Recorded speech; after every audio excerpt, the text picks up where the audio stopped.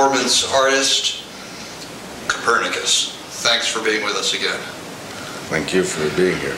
I'd like to begin this interview with your most recent work. I know that you've been fine-tuning, perfecting your show as Copernicus for quite a while now, and it's evolved substantially. Tell us a little bit about that process of how you have sort of revisited your work, what you've changed, what you've aimed for in being, so to speak, Copernicus. I guess I have tried to express my vision at the time, and as I keep going and moving on, the vision is evolving. And I think since last July, I was working with a director by the name of Tanya Kane Parry, and she actually helped me see. She's a very good director, and don't forget now, I'm not working with a band. I'm solo on stage. I introduced the music from the albums. I was doing all these pieces without music, and I've introduced the music from the albums, and I've taken out a lot of the anger that I had in me. There was anger, a lot of anger, and the anger was going through all the pieces, and for no reason. So that was a serious defect in my performing. Movement. With Tanya, I give more meaning to the movement. The movement is this choreography to Copernicus now, where every movement has a meaning. I mean, it's not just this belief in a wild spontaneity. There is thought behind the movement, and the movement supporting the words with the music. And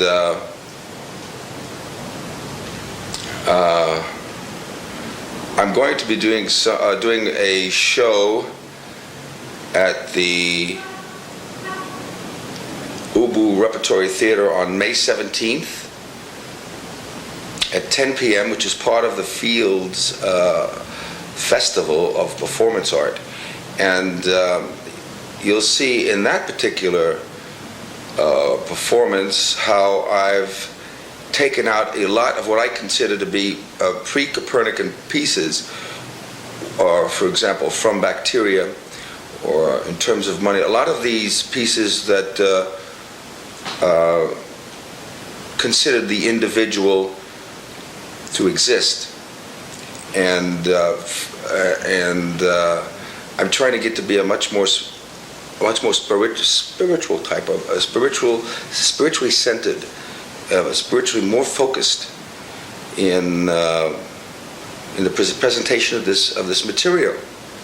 Of course, for those who don't know or don't remember, I do believe that nothing exists, that everything perceived with the human senses is an illusion, and that to treat what I consider the world of illusion as reality is a mistake and the cause of humans' problems. So, talk about spirituality. What does spirituality mean to you? Getting away from the materialism of things, mm-hmm. and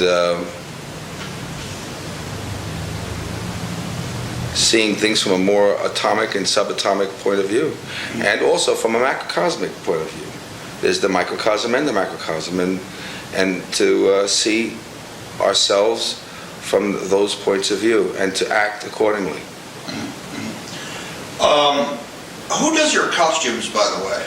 I noticed that, for example, in one of the pieces you were wearing in your last performance, you were wearing a black cape. Who does your costumes? Do you have somebody that does that, and how do you decide? I bought that black cape at Cheap Jack's. What? I bought that cape at Cheap Jack's in Manhattan. Oh, really? Is that a shop? Commercial for Cheap Jack, yeah. Uh-huh. I don't know. When I see something I like, I buy it and I put it in a closet. And then Now, for example, that piece Blood, I'm getting away from that piece. These are very powerful pieces, but pieces that are very down to earth, and it's very possible. I know I'm not doing that piece on May 17th. So what is going to happen now is that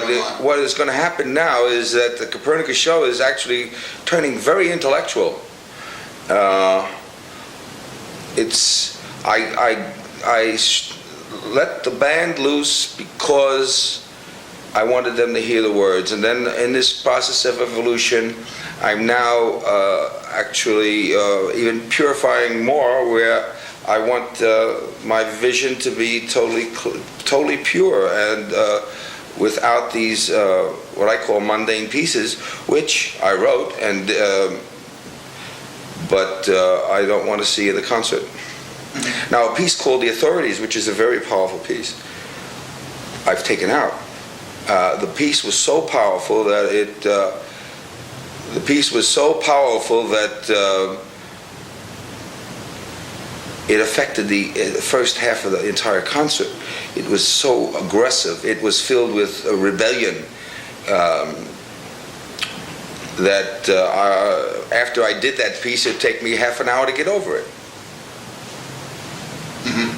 I'd like to go to some of the pieces that you did most recently, and Blood is the first of these. You say in that piece, walk till you sweat like God's soul. What does that mean? What is God's soul? God's song. Like God's song. What is that? God's song is, I mean, that has to be explained. Yeah. God's song is everything that's true. Uh-huh. Mm-hmm. And what is God then? What do you see as God when you use that word?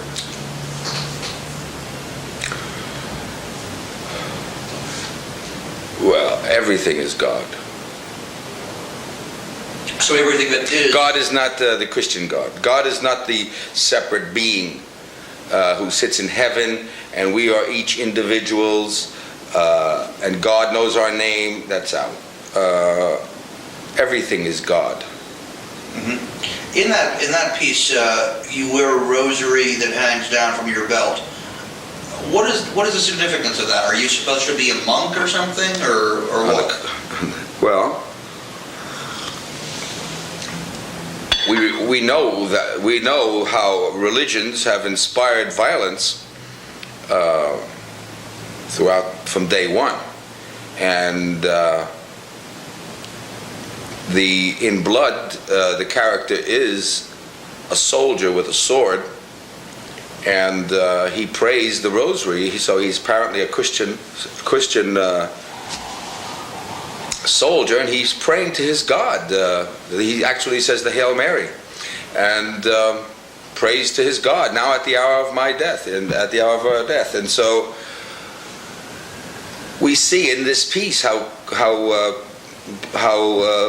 religion is part of all the violence in the world. And sometimes we think that religion is we like to point to religion being such a good thing, but religion has caused the deaths of a lot of people from day one. My God is better than your God. And if you get down to it, as far as Muslims, Christians, and Jews, they're really praying to the same God. I mean, it's not that all the God is the same. I mean, the Hindu God is different from the Christian God, definitely. But as far as Muslims, Christians, and Jews, it's the same God.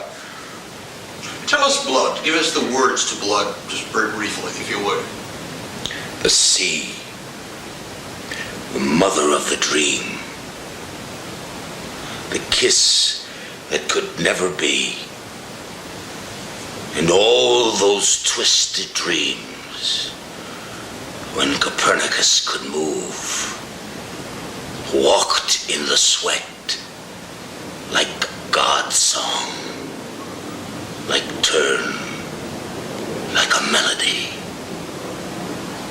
It's not that emotional when you understand. When you understand, it's peace. Peace. It's just the ignorance that creates all the suffering. It's just the ignorance that creates all the violence. It's just the ignorance that creates all the war. It's just the ignorance that creates all the blood. And basically, after that, it's all blood. I'd like to use that as our sort of jumping board, if you will. It's not that emotional when you understand, you say. What kind of understanding should one have in terms of your worldview? I think it's very intellectual. It's not emotional. How do you get that understanding? What is it, first of all, and how do you get it? In terms You get it by, first of all, realizing that you don't have it. Number two, realizing that you want it and that it's very basic, that you can't function properly unless you have it. And what is it then? Absolute truth. You want that. You want the explanation for everything. Is there one absolute truth? Well, you know, I imagine if it's absolute. well, I don't know. How do you mean it, in other words? you were expecting me to give you that answer. Well, you just said that it's Scientists are looking for scientists are looking for that one explanation of everything. I can't say that there is no one absolute, that there is an absolute or there isn't. It's possible that there is. I'm a hopeful person. If you want me to lean a certain direction, I say that there is. From what I see, from my little point here on this little planet, it's hard to see that there is, because things change so fast. But there could be a super law, which is what scientists want. Mm-hmm. That explains the entire game. And which way do I lean? I lean that there is.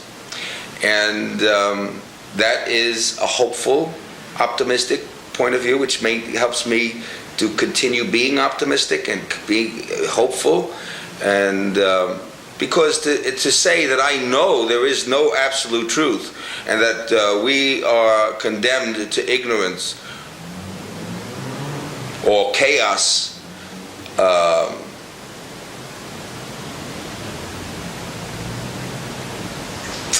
is a defeatist type of attitude. And no, I'm hopeful. And I lean toward that there is. But to say that I know, no. Have you increased your own understanding in your own lifetime? Yeah, immensely. And performing, sure, it's a struggle. It's a daily, momentary struggle. If you don't struggle, you'll not go or grow. If you don't struggle, if you don't have the plan, if you don't get up in the morning and because sometimes a little piece of the puzzle will come to you, and if you're not open to it, it'll pass you by. You'll never see it again.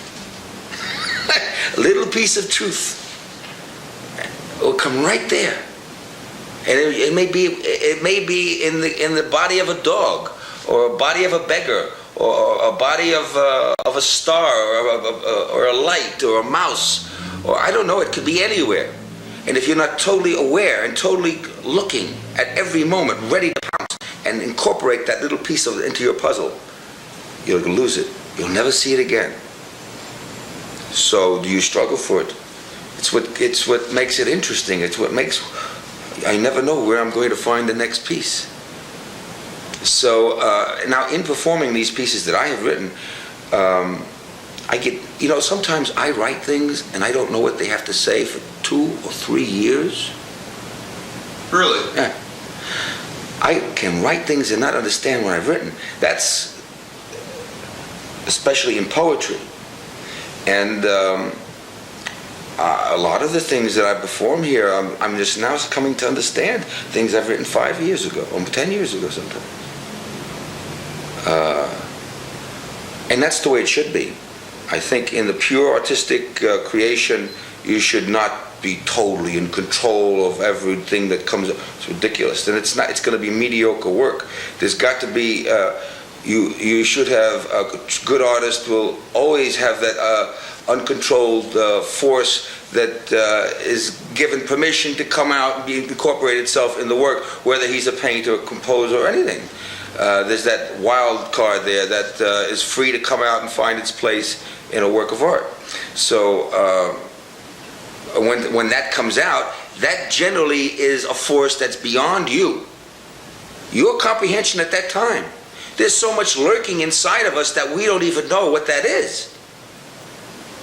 But that's the beauty of being an artist. That's the payback. Society doesn't give you money for being an artist unless you go and sell out. I mean, if you, the artist, don't understand what you said, how can you expect someone else to understand? And if they're unwilling to make the effort, especially in a society that's so ridiculously materialistic. Do you realize I was offered a record deal by Sony Records, and they want to have total, full control, artistic control over my work? Sure. I'm not surprised about that. Did you deny that, or did you turn it down? Shit, it was a lot of money too. Oh. What would I do? What would be my place? What would I do there? What would I do? What would I be, the assistant of the producer? What does peace mean to you? Peace is not happiness. Peace is not a lethargy. Peace is strength, aggressiveness, security, in the spiritual security, self-respect. You could be a aggressive person and be peace, and have that peace, and you'll be okay. Peace means is peace inside, but that does not mean you're not aggressive. You can be aggressive. Peace does not mean lethargy at all. Peace does not mean that you don't need anything. Bull. You can have needs and wants and directions, and you could be peaceful and still have realize the things that you lack. If in your scheme of things, individuality and personality, as I understand it, are sort of illusional, then what does self-respect mean? I mean, there is no self, theoretically, from your philosophical standpoint. How could there be self-respect? Well, it's a feeling. It's a feeling, okay. And it's an intellectual thought, where that mind tells you that you didn't deceive yourself. Mainly. You make a very interesting statement that it is the ignorance that creates all the suffering. Absolutely. How do you define those two terms? Ignorance first, and then suffering, its result is, according to your formulation. What is ignorance and what is suffering? Same thing. Ignorance causes the suffering. Ignorance is the lack of knowledge. You think you have a wrong misconception, wrong view. That causes suffering. If there's a fire here, and you take your finger and stick your finger in the fire, it's going to burn you. Now, you were ignorant about that fire. You stuck your finger in there.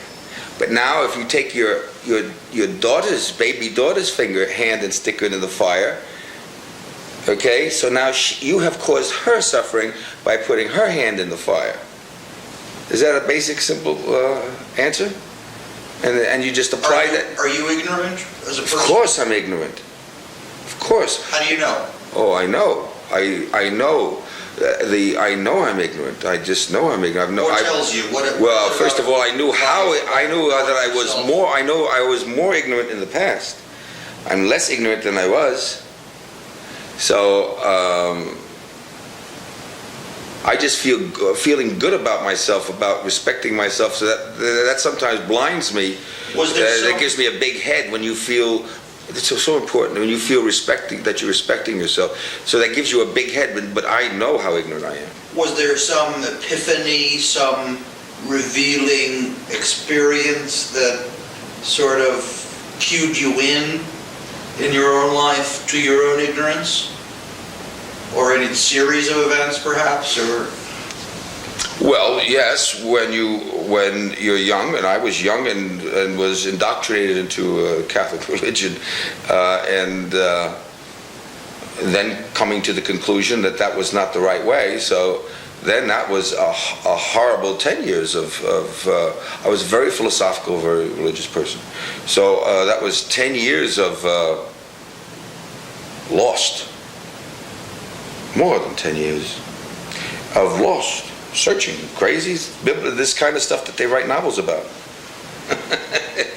Going everywhere like a lunatic, trying everything, searching everywhere for whatever.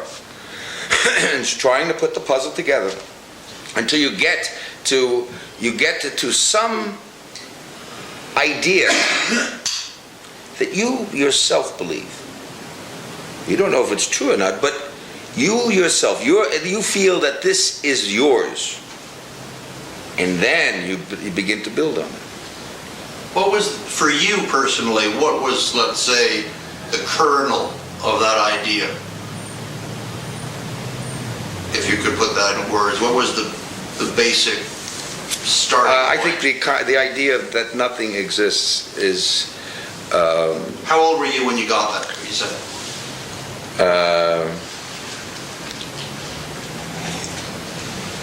35. Mm-hmm. 30. And was there something that happened to you, that you experienced, that alerted you to No, it? I don't think that it was an experience. I think that I sort of was always thinking about reality, and I think I evolved into it. I think little by little, in trying to put things together, I mean, trying to put it all together, try to break away from the influence of the past, and establish my own view. I didn't. It wasn't. I left that religion in a slow way. It was hard to leave, and it was a gradual process in evolving my own thinking. I've never really heard anyone say the things I say. Do you know that? They claim that I have Buddhist. Buddhists do not say what I say. I have my own thoughts. And I don't think that there's anybody been saying anything like this in the history of man that I've seen. Although, of course, you're being Greek going to say that the guy said you can't step into the same river once, right? That's Copernican. Well, that's Copernican, but the guy said you can't step into the same river twice. No. Heraclitus. There's somebody said that you can't step in the same river once. Before you? Yeah, that's another Greek. The famous Greek Heraclitus. Yeah, he said twice. Said twice. Yes, but no, somebody else said it once. By the time you step into it, the second time it's already changed. It's a different river. No, but there, there is someone who said that you can't step into the same river once. Okay. Because within split seconds. No, there's no river, and there's no you. Oh, okay. I don't know if he meant that. I guess you wouldn't know who that is by any chance. I ought to find that out. I don't know where I read this. Blood as a piece, by the way, is in general, if you will, a condemnation of violence. From your point of view, how do you see violence, the role of violence in society, between nations, perhaps whatever you've experienced in your own life? What do you see as the role of violence? Well, I actually just thought about this the other day or so. Is there a reason for it? Oh yeah, it's important. There was a Western film. The two guys. One guy is the sheriff, and the other guy is his friend. And now they both have guns on their side, and they walk out into the middle of the town, the dirt dirt street, and they stand and they look at it, and this is how they solve the problem. Who draws first kills the other guy. That's how the problem is solved. It's a problem solving way out. I don't know why they couldn't say, gee, let's go into the bar and have a drink and talk this out, or let's just have a cup of tea and let's see if we could talk this out and find out a solution so that one of us, and we're not too sure before we do this, has got to die. But then again, if my God is better than your God, I'm going to win. So it is a problem-solving way. And with the invention of the atomic bomb, so that, nobody wins. We have to. So I guess they're saying, "Gee, nobody's going to win this one." We have to talk. You thrust with your sword during this piece.